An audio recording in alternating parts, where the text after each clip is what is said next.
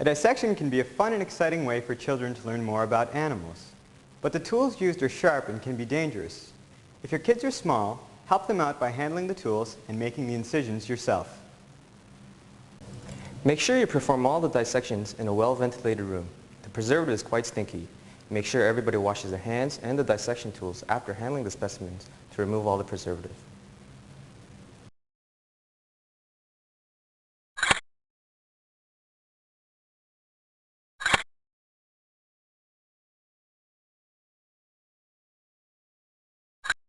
Before we get started on our dissection, there are a few important terms we should review, the words scientists use to describe a specimen. Anterior means towards the front, and posterior means towards the rear. Dorsal means towards the top or back, and ventral means towards the stomach or bottom. Cranial means towards the head, and caudal means towards the tail of our specimen.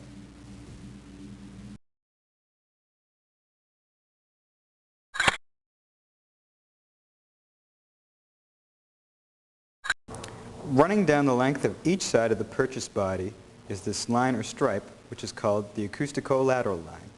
Many other fish also have an acoustico-lateral line. Its purpose is to sense changes in water pressure, and this helps the perch maintain its sense of balance in the water.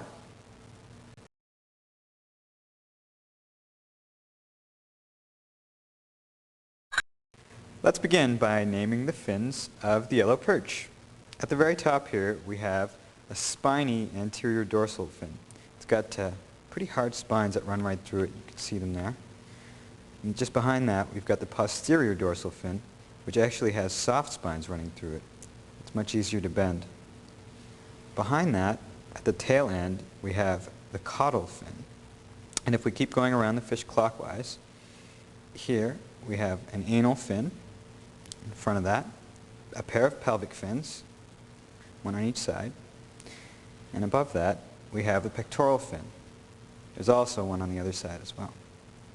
The perch uses these fins to help control and propel itself through the water.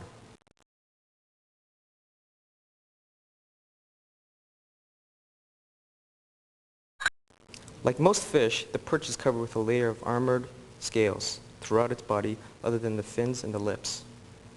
The scales overlap, giving good protection. Perch scales have tiny tooth-like spines at the ends.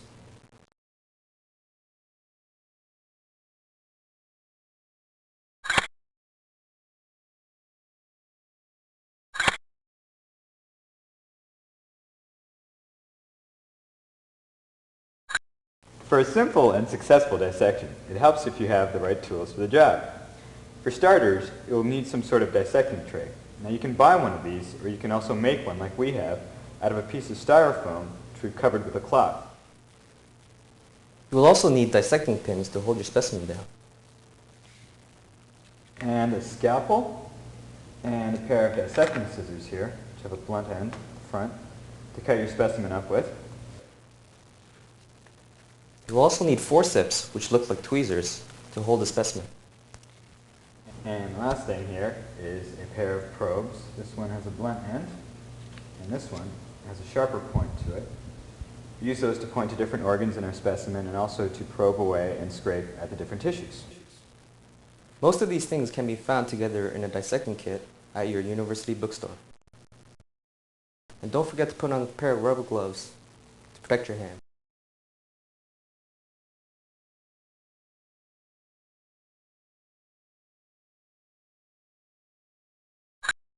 We'll begin dissection with the male perch. To begin dissecting, get a good hold of the perch and using scissors, cut by the anal aperture up to the pectoral fins.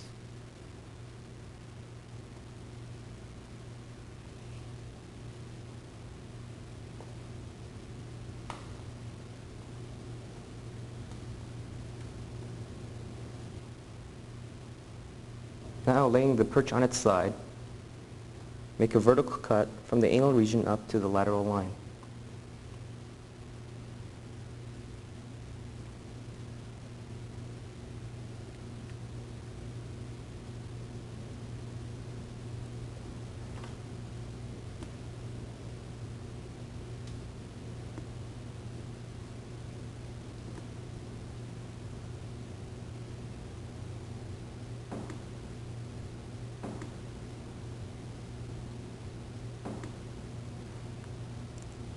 When you're cutting, remember not to cut too deeply, otherwise you will damage internal organs.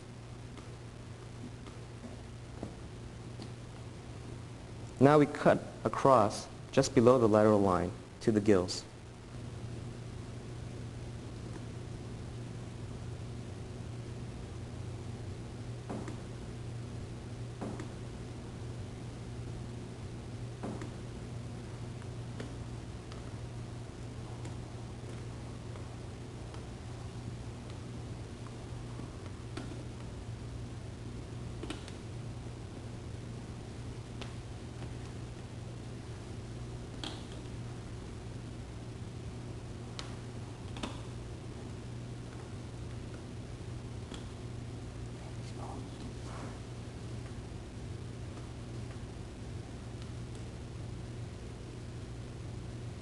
Okay, now with scissors, cut away the pectoral fins.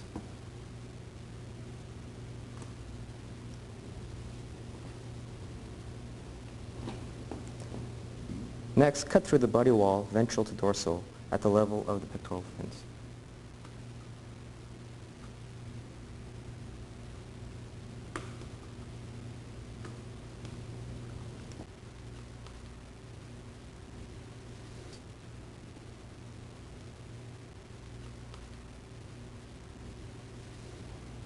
Remove the cut section to reveal the internal organs.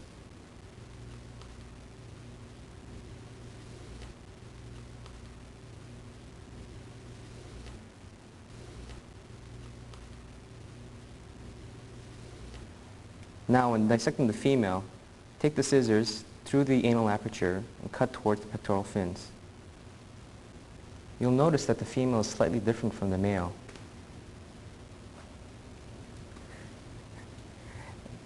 It's swollen a bit from the eggs that it's about to lay.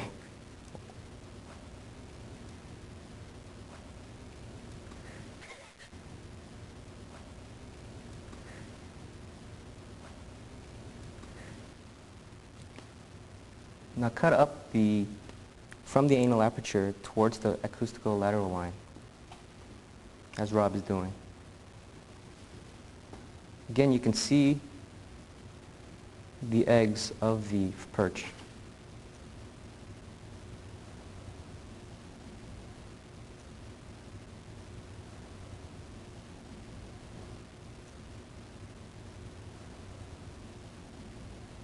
As you can see, the dissecting procedure for the female is exactly the same as for the male.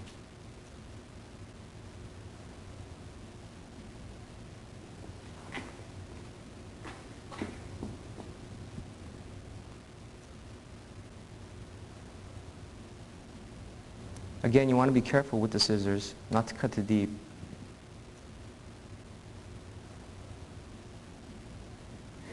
Otherwise, you'll damage the internal organs.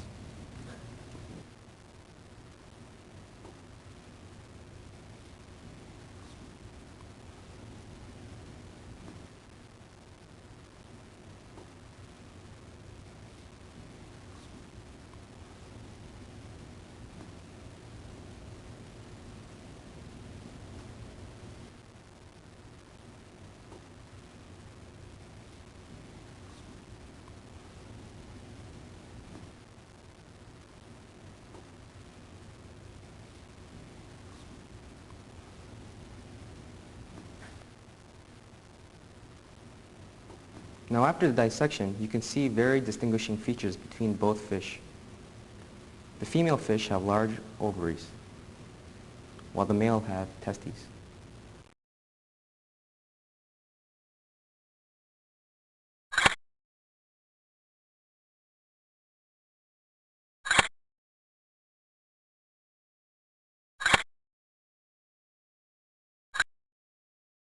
How do fish control the depth at which they swim? By means of an air bladder, a large sac that lies here between the kidney and the stomach. If fish didn't have an air bladder, they would sink because they're more dense than the water they swim in. Inside the air bladder, lying at the anterior or front end, is a gland that releases oxygen into the air bladder. At the posterior end is an oval, which is a valve that absorbs oxygen and removes it from the air bladder. The fish uses these two organs to control the amount of oxygen within the air bladder, and that controls the depth at which they swim.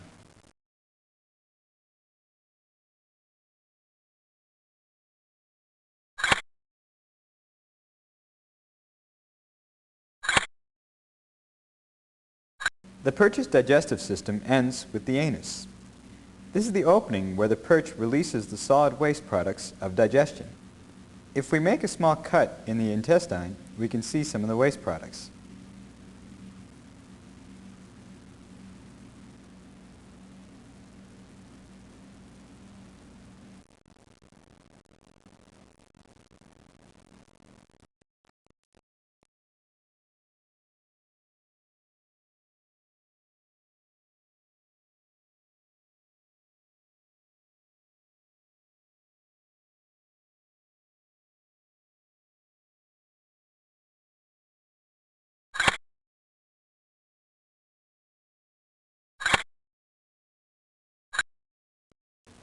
Running up from the gills and above or dorsal to the kidney is the dorsal aorta. The dorsal aorta carries oxygen-rich blood from the perch's gills to the posterior organs and tissues of the body.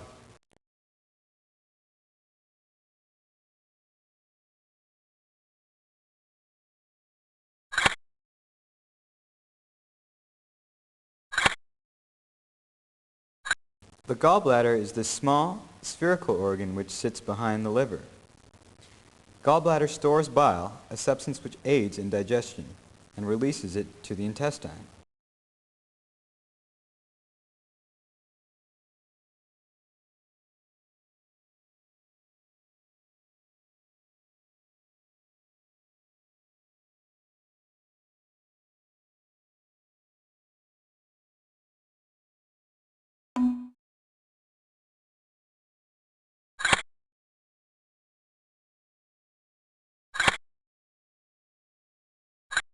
Now beneath this hard plate are the gills.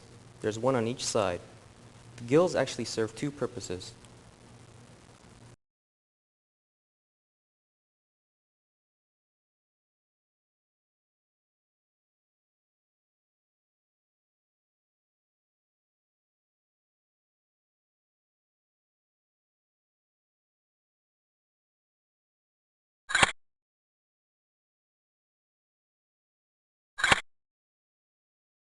The perch's heart sits in a cavity called the pericardial cavity here.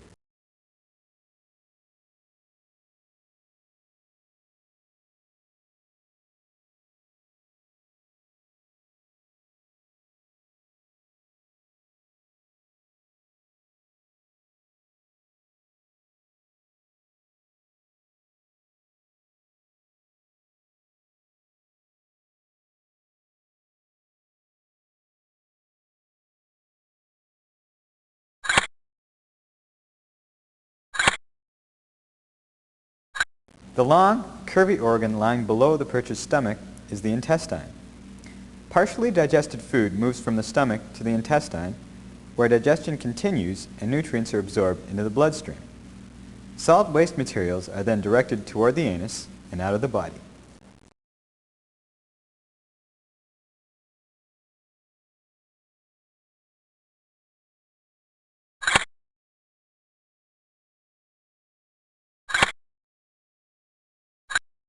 Above the air bladder, we find a pair of kidneys. These long, narrow organs remove wastes from the blood and produce urine. Urine passes down through the urinary tubes to the urinary bladder, the small sac right here.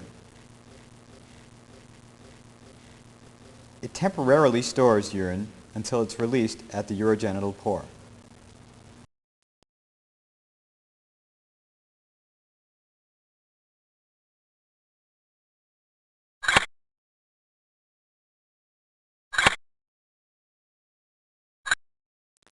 Just in front of the stomach, we find the perch's liver. The liver produces bile, a substance which helps the perch digest its food. Bile is stored in the gallbladder, which lies here. It is released into the intestine when food is present.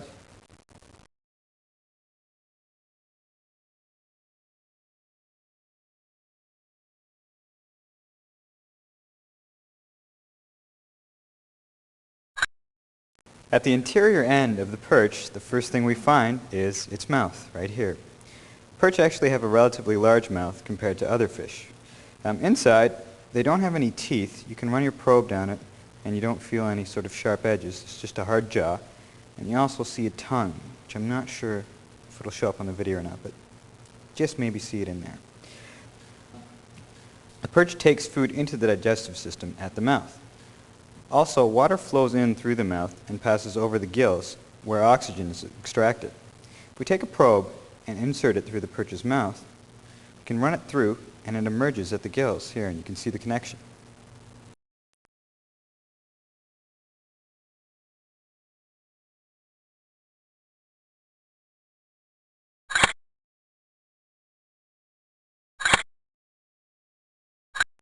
Behind the perch's mouth, we have the pharynx. It serves as a passageway for food into the rest of the digestive system and for water to the gills.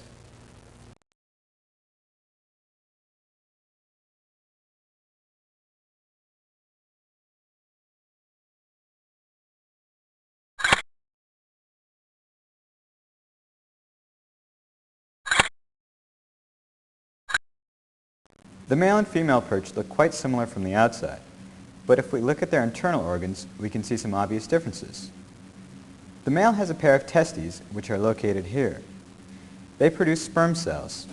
The sperm cells mix with fluid and are released from the urogenital pore during mating. The female perch has a large pair of ovaries, which are located here. These release eggs during mating season, and they leave the body at the urogenital pore, here. If we slice the ovaries open, we can get a closer look at the eggs. Yellow perch mate once a year, usually in late spring or early summer. Females will release their eggs to the floor of the water, and the males will follow by releasing their sperm on top of the eggs.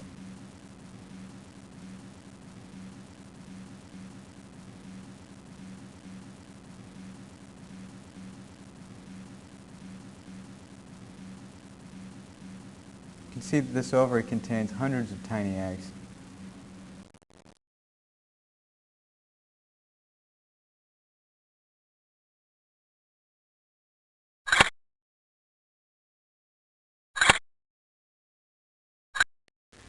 The small organ surrounded by the stomach and intestine is called the spleen. The spleen's function is to manufacture new blood cells and destroy old ones.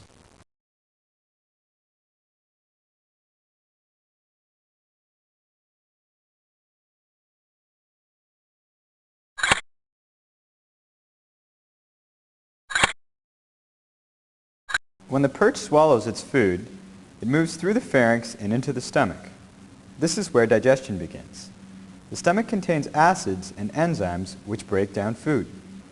If we cut a small slit in the stomach, we may find some undigested food left behind.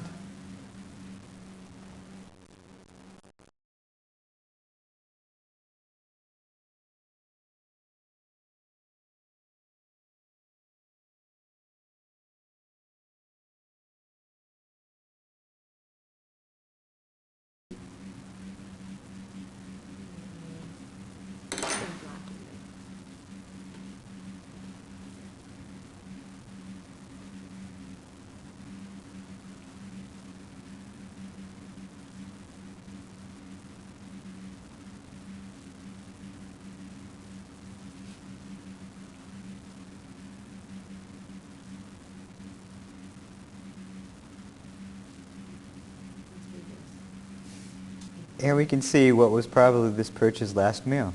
It looks like the remains of another fish.